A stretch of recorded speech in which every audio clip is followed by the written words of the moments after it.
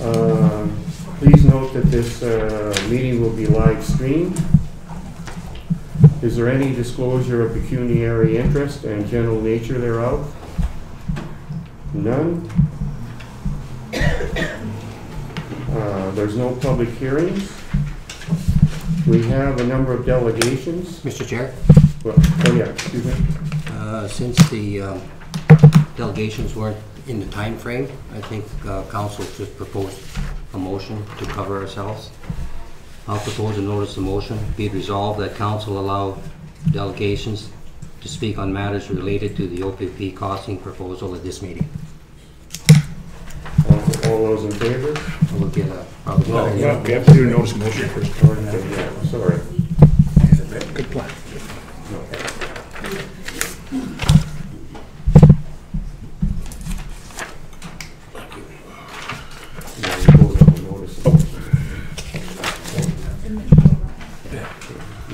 Another one? No. We can use this. You want me to read it? Yes, please. Okay.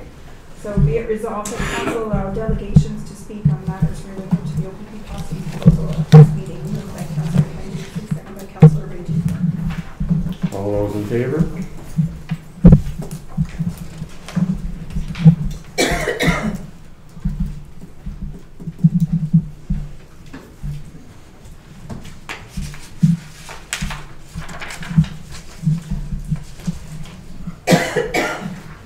Okay. Part of it, okay, we're gonna. We've got to make a motion. Now we need a motion there, eh? Okay, be it resolved that council allow designations to speak on matters related to the OPP costing proposal this evening. All those in favor? And that's because our normal timeline is the Wednesday before, and this allows people to get delegations up to almost the last minute. So we have a number of delegations here. Just so you're aware that the time limit on a delegation is 10 minutes. And you're there to make a statement and but not ask questions, just to make a statement. One of the people who was going to do a delegation was Bill Noon. He couldn't make it tonight, but he did send a statement, and that was passed out to council prior to tonight's meeting. So the second person I have here is Gord Heifel.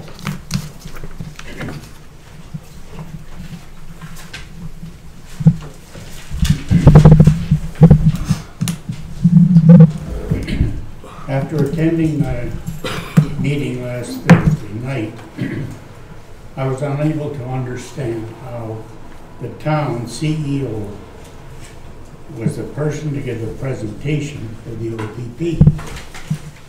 As an employee of the town, my question is, did the OPP reimburse the town for your services? If we did not get paid, why not? And who authorized you to do this? Report and presentation. Is it not standard that when we ask for tender prices, we don't tell them what our price is? I fully agree with the majority of the townspeople at the meeting that the figures don't add up. The possibility of savings as reported is not realistic. It's only a wishful dream. Okay, thank you. Any questions of Gord? Okay. Jim Bailey? I don't have a piece of paper to talk with, but Gord has described things really well, and I think that the town, if they do go to the OPP, it's going to come back to haunt us. It'll come back to haunt the party that the elected people of the town that represent us. That it'll come back to haunt you. It may not happen in 2 or 3 years, but within 5 years, when they start giving the fatter bills, I believe that then it's going to come back to haunt the town and the people that voted for it. Thank you. Okay, thank you. John Black? I don't see John here. He asked to come over and speak to me this afternoon, so he'd indicated then, I wasn't even aware he was going to do a presentation, and he said he probably wasn't going to come to the next meeting. So unless John's in the hallway there? No, don't see him. Okay. Sherry Commission?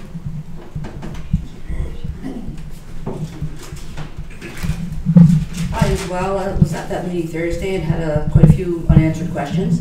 One of the main ones that seemed that there was no amounts available and it was supposed to be brought forward to this council meeting was the cost of lost revenue when we what we would lose when we lose the dispatch of the 5 neighboring fire departments.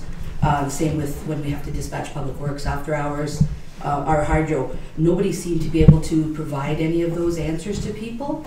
I find it's very difficult to make a full decision if you don't have all of the amounts. To me, it's just not feasible at all to make a solid decision when all of that information is not there. I am totally against going OPP. That is my personal preference. I think our service is doing a great job. Excuse me. I don't think, like Jim has said and Mr. Heupel has said, I think we're going to pay in the long run, and I think after our initial contract is over, I think it's going to go sky high, and I am not really happy with that being a taxpayer in Espanola. Thank you. Thank you. Mike Pishore?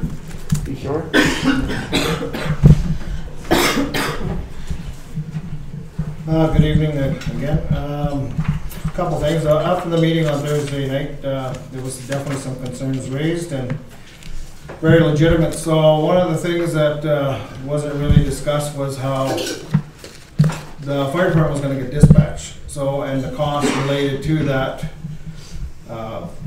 dispatching service.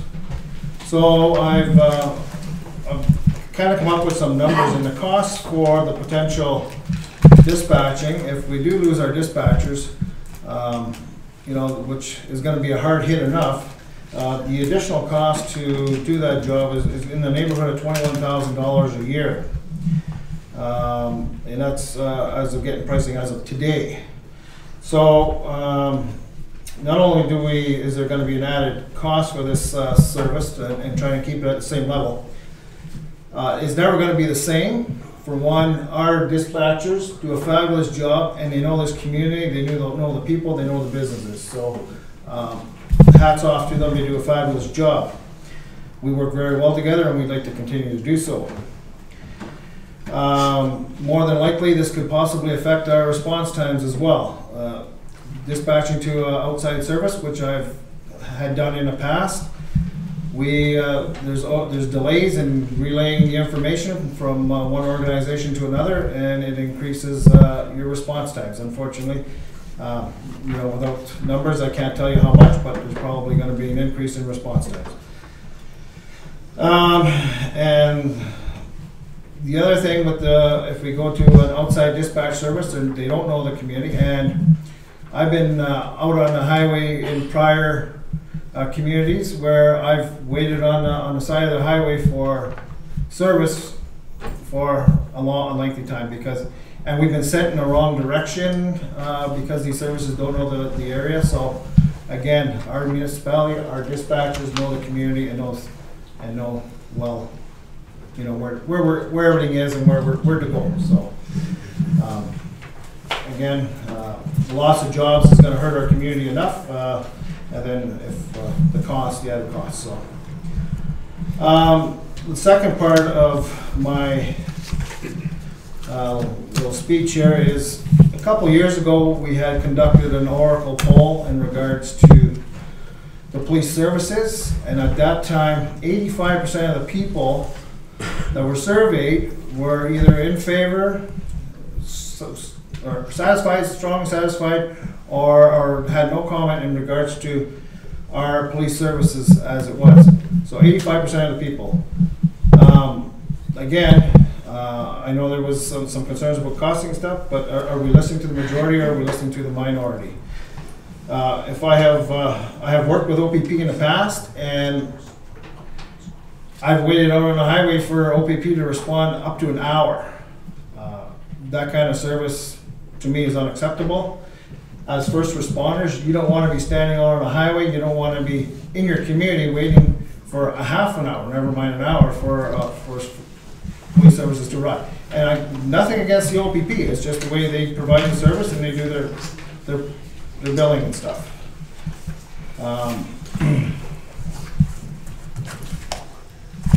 Our police service, I had a call. My home security system goes off. I drove across town. By the time I got there, I had a cruiser in my driveway. I can't see us having that kind of service with OPP. So again, our police service is doing a great job. And the last thing is the big one. You know, we don't know what's going to happen after 5 years. We're happy with what we got. If we go OPP, there's potentially no turning back. So just keep that in mind, because it is a grave concern of mine. Whether or not there's savings down the road is yet to be said, and there's definitely none for 5 years, and who knows what happens after that. That's all I have. Thank you, Mike. Frank Beard.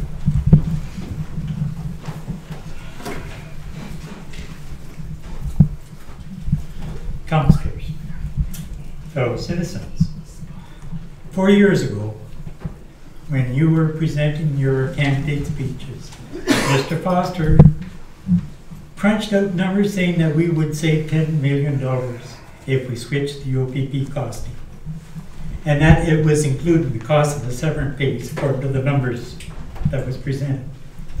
During the same presentation, we were told that Deep River was switching to the OPP servicing.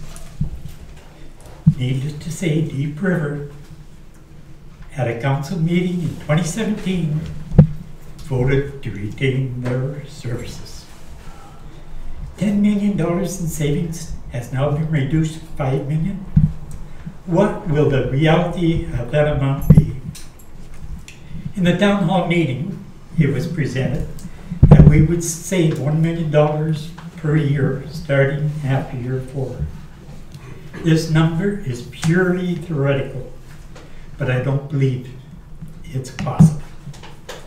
If 90% of the budget comes from salaries, then the only way to see those savings is to reduce the cost of salary, therefore reducing the number of bodies in our community. During the last provincial election, the OPP Police Association canvassed and advertised to back the Liberal Party. Shortly after that election, the OPP was awarded an 8.5% increase over 3 years. That was greater than the inflation rate used in the calculation of the $1 million savings.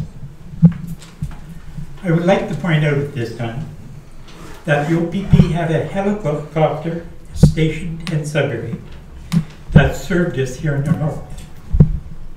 At the whim of the police commissioner or the political pressure, this chopper was transferred to Orillia. From a services perspective, this doesn't make sense, as there have been times that the Sudbury helicopter responded to calls when the Orillia helicopter was snowed in.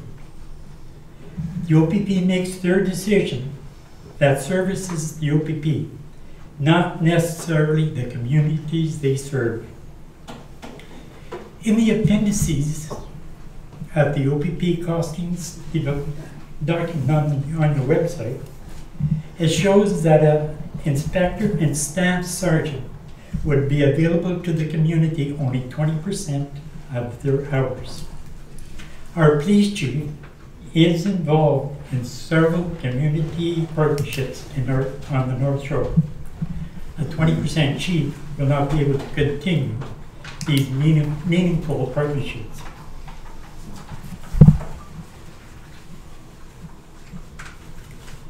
Another consideration is that our officers would report daily to the station at the highway. At every shift change, our community would be without any coverage except a phone to a central dispatch located somewhere in Northern Bay. Other times, we would be left, at those times, we would be left without any coverage if our officers were needed to respond elsewhere. Perhaps a fatal accident on Highway 17. The OPP representative stated that an officer from Manitoulin or elsewhere could be moved closer. Manitoulin has an area of 2,766 square kilometers compared to our 93, and the residents of Manitoulin are complaining about the lack of coverage there. Ontario Infrastructure is modernizing several police stations throughout Ontario, and according to this plan, we will be paying for this upgrade. Infrastructure Ontario has plans to build 9 new stations throughout Ontario, but not here. Recently, there was a major incident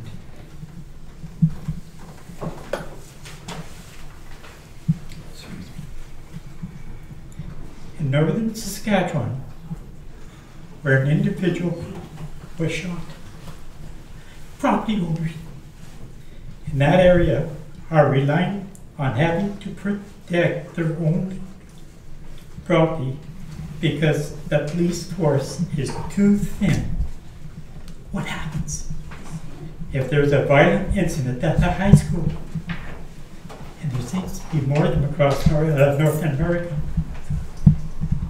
And our children and our teachers have to wait for an officer to come from Blind River or Little Creek. In my opinion, the only true option to maintain the level of service we want in our community is to reject the OPP proposal and vote to support and maintain our police force. Thank you. Thank you there, Frank. Jill Beer.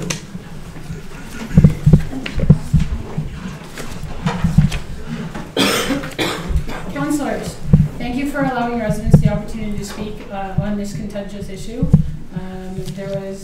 The town hall meeting on Thursday night was widely attended by community members, and there was a lot of concerns that were mentioned at that time, and I think you're hearing some of those concerns again tonight.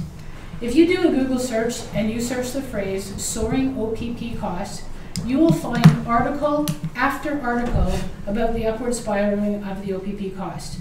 Many of these articles have been written after the new caustic proposal was introduced by the OPP. In a CDC report on August 19th, 2016, Dave Canfield, the mayor of Kenora, is lobbying for changes that would lower the price of police costs in his community now that they switched to the OPP. And that's very ironic because they switched to the OPP to lower police costs. Canfield's voice joins dozens of other communities in the province who sought the OPP as a way to control police costs, only to find the new costs spiraling out of control, even with this new costing model that was announced in 2016. Of the 324 municipalities the OPP provides services to, 207 of them have seen increased policing costing from the new model. And this is according to the Minister of Community Safety and Correctional Services. So 2/3 of the communities are seeing that cost increase. And people are trying to switch to them thinking that they're going to save money. So there's a problem somehow in the costing model that gets presented. The new formula does not save communities money. The numbers just don't make sense if you look at them. Approximately 90% of the budget is based on salaries and wages. In the transition period, there is very little savings when we move from 12 full-time equivalent officers in our community with our local force to 12.4, and I'm not sure where they get the 0.4 officers with the OPP. And we have job losses in our community as well. In year 4, after the 3-year transition plan finishes, How can we realistically expect to see a 50% savings in cost and maintain the same level of service? Do we really expect the OPP is going to eat that cost of maintaining the additional officers in the community? No, they're not going to do that. The number of officers will be reduced. They have to see the level of cost savings in order to meet a $1 million budget. At the information meeting, the OPP representatives continuously talked about this integrating policing services, and I might have the wrong term there, but they talked about this integrated model that they're offering. A resident specifically asked very specifically if there is a major accident at the corner of Highway 6 and 17, would our town OPP officers be expected to respond? And the answer to that question is yes. If they respond to a major incident out at the highway, we can expect to see officers out of our community for several hours. The suggestion from the OPP was that they would shift officers from other municipalities to Espanola in that case. Great. Where would they come from? Shift one of the 2 officers that are on patrol in Manitoulin Island to Espanola? They don't have very many officers that patrol there. Then we have 2 areas that have less than adequate coverage. We haven't invented teleportation yet. So how long will it take an officer to reach Espanola if he's located on the other side of Gore Bay? What about if the officer's on the other side of the Blind River detachment? The average time for a local police response is approximately 8 minutes for our force. There was an incident a couple summers ago where I was stranded on the highway at 1:30 in the morning, and I called the OPP for assistance. I was on the highway with nobody at 1:30 in the morning, and I waited for over 45 minutes for an officer to respond. I told them that I was at the foot of the Nairn Hill, and they could send an officer from the Espanola detachment. They ended up sending one from Coniston, and I sat there and I was scared. And I had nothing to do but wait in the middle of the night alongside of the highway. This integrated policing network relies on providing the minimum number of officers and as widely as dispersed area as possible in order to meet their costing. Section 10 police boards also have very little input into OPP policing and absolutely no input into policing costs. Costs are directly transferred to municipalities who have no say in any part of that. Just write the check. There is nothing to stop legislative changes in the formula to direct the OPP to recover a greater percentage of the cost from the communities they service. And what about the cost of renovating the police station in Baldwin Township? It is not acceptable for residents of Espanola to have to spend our money on infrastructure in another community. Renovations of older buildings are often plagued by cost overruns. We know that, we just had that at the high school. So do we expect that $450,000 is really going to be $450,000? How much detailed work has gone into preparing that cost? Or are they just kind of, we think this is ballpark what we're going to spend? As part of this mandate, you provided a promise to get a police costing. You didn't promise that you would automatically switch to the OPP. Do the right thing for this community. We are proud of our police force, and I think you heard that Thursday evening. You projected a savings of $5 million in 10 years, and that projected savings is not likely to be realized. A decision to switch services will tie the hands of future councillors in this community. You are at the end of your term, and the year 4, where we start to see switching over from the costing to their integrated model, is going to be in the next term of council. Please consider taking a recorded vote. The community really wants to know how you all vote. Thank you. Thank you very much. Okay, we're into the question period, and we typically allocate 15 minutes for that. And if you have a question, you can preface it with a couple of short statements to give us some context and ask a question.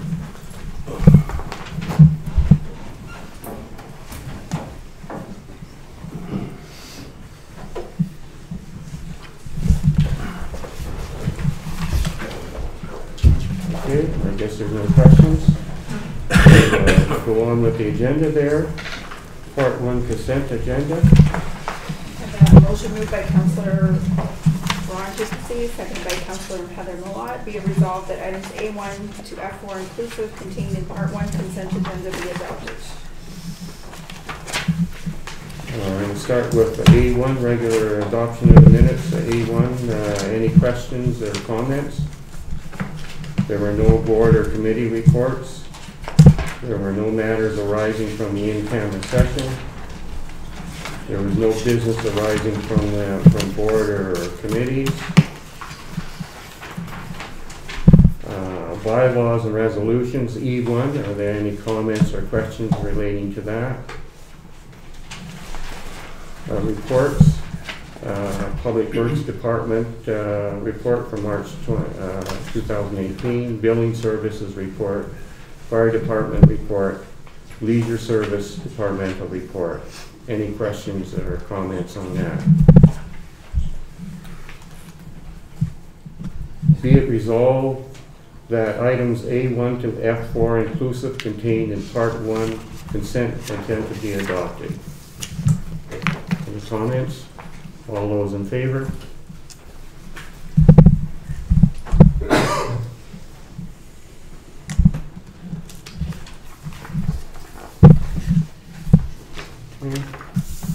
Next item G1, moved by Councillor Dufour, second by Councillor Mawad. Be it resolved that Public Works Department hire 8 summer students in 2018. Any comments or questions on that? Ron? During our first session of budget deliberations, Your Worship, we talked about having lost the grants for the students last year, and I guess again this year. At that time, we talked because of the cost and the increase in minimum wage, we were looking at reducing it, or some of us had looked at reducing it to 6. I see here the recommendation is for 8. I think we have to look at costs again, and I'm not prepared to support this with the fact that we've lost these grants. Any other comments? Well, it Heather? does show that we are eligible to receive anywhere from 0 to 11,500. Eligible, right? Right, yeah. We have applied for them, and so it's just one of those grants. You don't know for sure how much you're going to get until the end of the... So when do we know if we are eligible, or if it's going through, or... Well, we are eligible, but the amount... It'll be after the fact. Okay. Yeah. So we don't know. Any other comments? I'd like to offer one there, and that is that we were asked to bring in another temp for the Public Works a while back, and we turned that down because someone was going to go on a medical leave for a few months. The cost of the students is considerably less than the cost of a full-time employee, so I think that's maybe a consideration. Rob? At that time when we asked, it was I that asked it, if we could utilize students and giving them employment because it was a lower rate. The department said that students would not suffice to fill that position. So if that's the case, it doesn't make any difference. Bob? I think that one of the things that they said the students couldn't fill a position of equipment operators and that. And this, obviously, the work they do here is not equipment operators except in terms of cutting grass and stuff, and we do still have to maintain our fields. So if we don't put the 8 in there to do the routine maintenance of such as the fields and the cemetery and that, we still have to do that work, and we've already decided to leave Public Works short one full-time equipment operator. So now we've got to, we're going to be set back. And really, so what services are we going to cut or delay if we don't have the students who are really not that significant a cost in terms of that? So and we still have to maintain our fields, for example, and our cemetery for sure. Anything else, Ray? I'd consider 6 students. 8 seems a little much, but I would consider 6. $80,000 is actually, I think, the price of 8 students, somewhere in that neighborhood. So yeah. Bob? So if we reduce, I guess I come back to the question that was asked at the last council meeting which I didn't attend, which, about the equipment operator, what services are we going to see suffer by if we reduce the number of students? And that's a question that maybe not even can be answered tonight. But we have to know what services. I see a risk, we certainly can't cut, for example, I know we can't cut the playground inspections. We know what goes on that's needed, and go on from there. Thank you. Okay, do we want to vote on this right now, or do we want to modify the motion, or do we want to defer this? We're going to have a budget meeting next week, okay, and we still have the option of deferring it to then. Is that fair to say that we could do that? And I just leave it up to council to say what you think we should do. Right now we have a motion for 8. Okay. If we turn this down, are we able at some future date to come in with a motion for 6 without jeopardizing things? You could do it tonight if you wanted to, Worship. Okay. Bob? No, then I think we'll just, since it was going to be an issue at the budget talks anyway, which have been delayed for the obvious reasons, then I think that we could just, I'd rather see it just deferred until we can bring this through at the budget meeting next week. Is this acceptable to everybody else on council? We're really busy. Yeah, but Get paid the big bucks it's for one it. of the items that would have been on the agenda if we hadn't seen this motion. Is that fair for everybody? Is everybody satisfied to defer this motion till Table it. table it? Yep. Okay. So, Cynthia, should I just write table here, or defer it?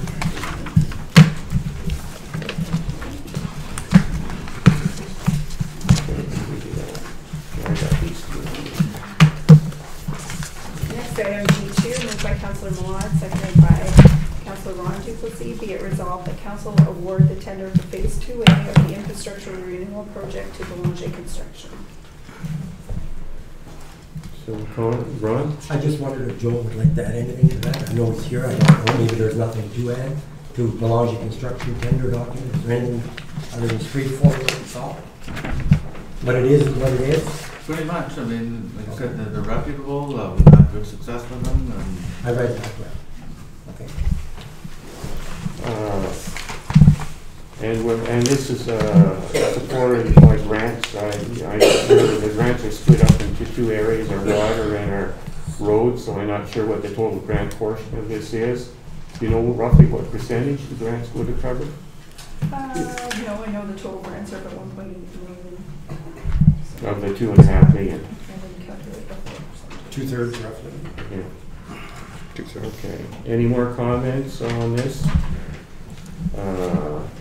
Be it resolved that council award the tender for phase 2 of the infrastructure renewal project to Boulanger Construction. All those in favor?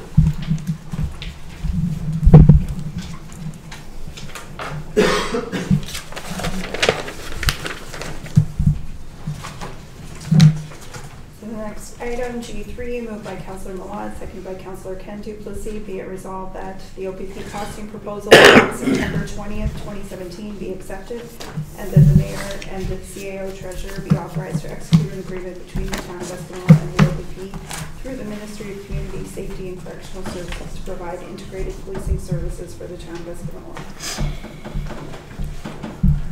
Okay.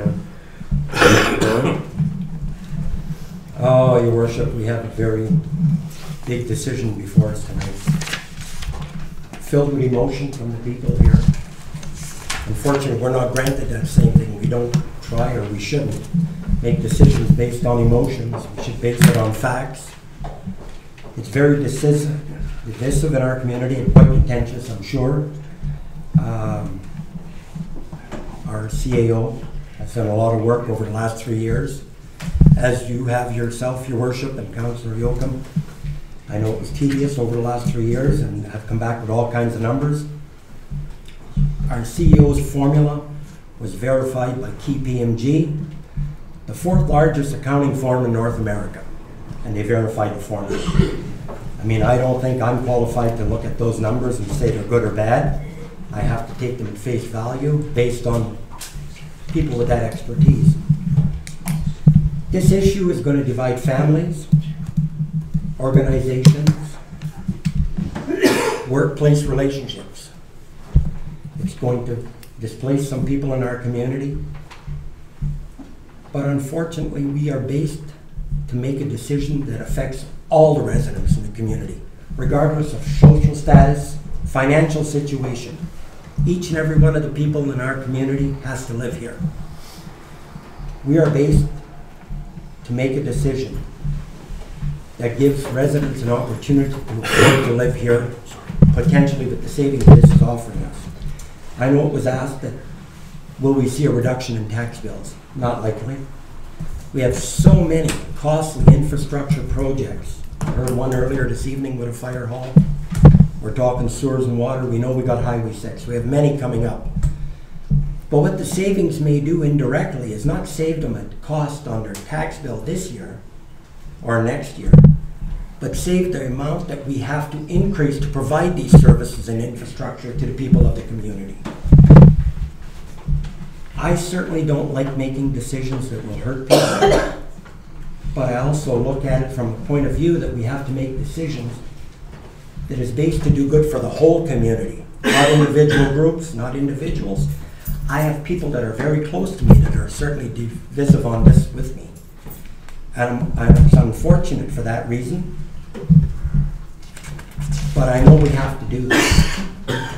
I don't take this matter lightly, and I'm sure no one else at this table does here this evening. But we have been tasked with the formula before us to make the decision based on finances for the town in the long term.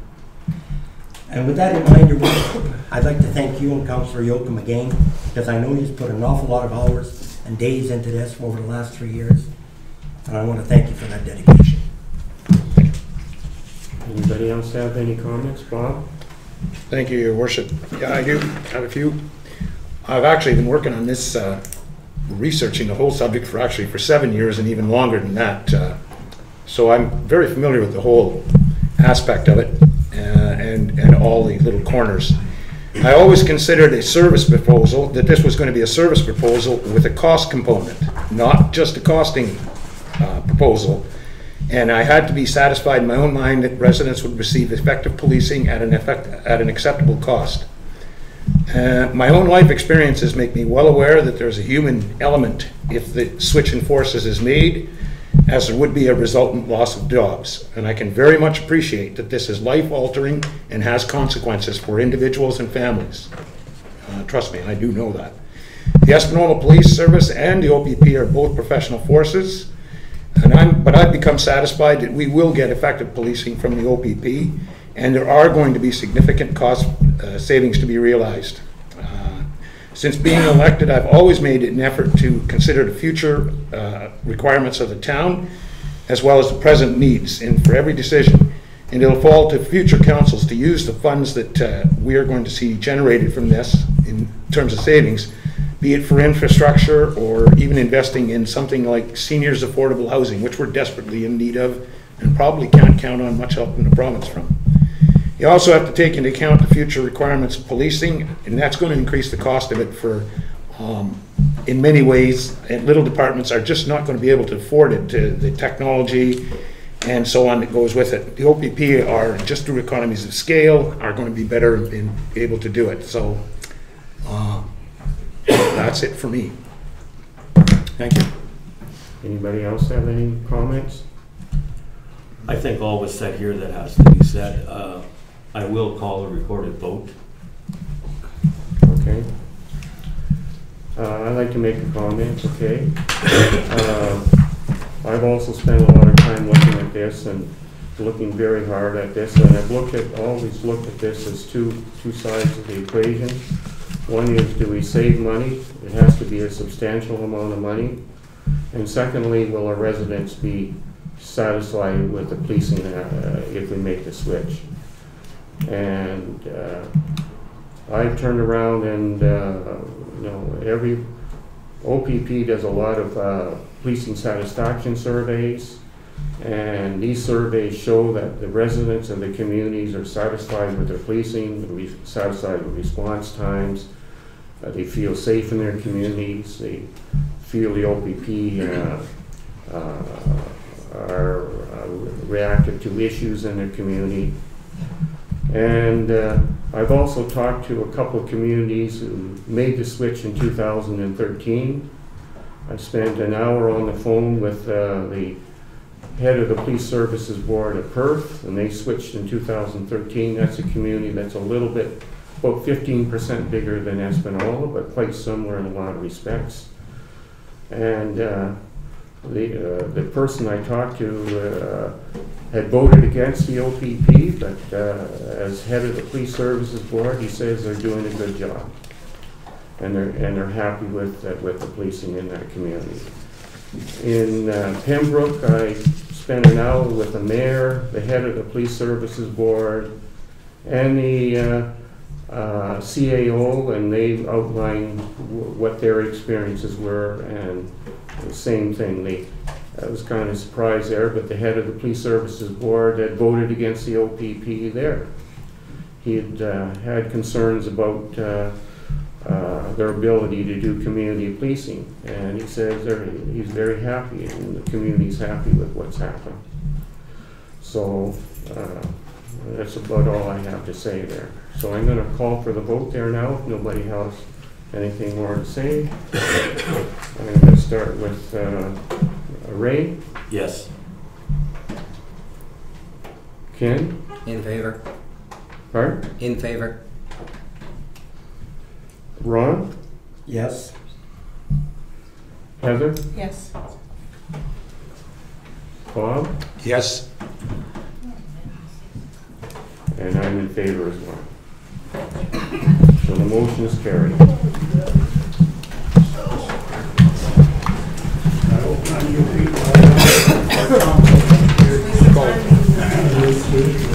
Okay, I just have to sign these two here. Okay, the following minutes are accepted. Yeah. And I'll have a motion to adjourn. And I have to sign this one here, the bylaw that was part of it, I have it.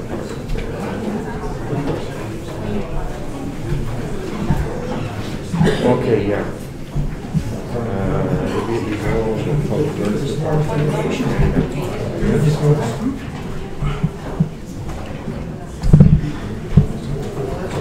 Okay,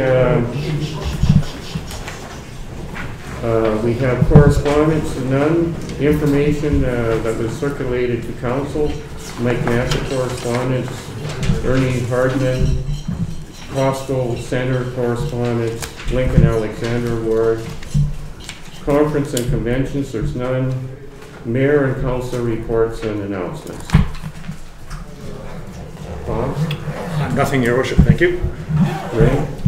Just wonder if there's any way that we could send a letter out to Toronto for the terrible event that just happened there with this Alec character. Condolence letter. That's probably not a bad idea. I think they deserve something. It was a terrible thing. Everybody happy with that? Yeah. Okay. Ron? Nothing, Your Worship, other than the fact to comment that it was a very big decision we had to do here tonight. I know we're not going to be popular with many people, and I feel personally that we did the right thing due to the numbers we saw. I know there's people that will be upset. Hopefully when the things start to change, as those people you mentioned in other communities, they see things turn around, that they come to realize that what we did was good for the community as a whole. Heather? I just had that our thoughts and prayers are with Toronto at this time. Ken? No thanks. The only thing I have is that we're going to have a budget meeting on, I think it's May 1st. Yeah, next Tuesday. And, well, the budget should reflect what some planning or money set aside. I think we'll end up deciding to put some money in there for the fire hall, some policing. We got Highway 6 road work. we've got this 1A infrastructure, and we may defer some other things there and finalize the budget there. Will we get a time, your worship, for the committee to hold fire? Because we're gonna do it the same day. Of what time? Because I don't think we're gonna do it at the same meeting, we're gonna do it before or after. We're gonna have to get an email to that effect. We'll try to get that set straightened out tomorrow. I have to take a look to see what the other meeting times are. Okay, we have a motion to adjourn the meeting. I don't see it in front of me. Oh, I'm sorry. If there's nothing else, be it resolved that the regular meeting of council is hereby adjourned. And it's 8:10 p.m. All those in favor?